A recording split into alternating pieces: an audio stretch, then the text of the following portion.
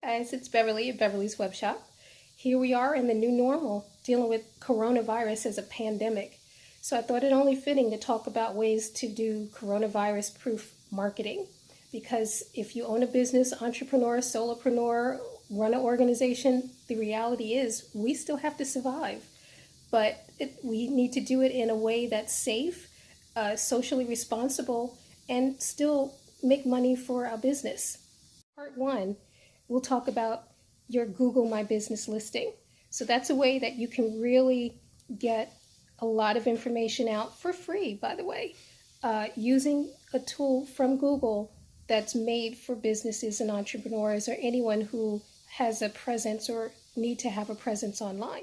In the next couple of slides, you'll see some more detailed information about it and a special offer at the end.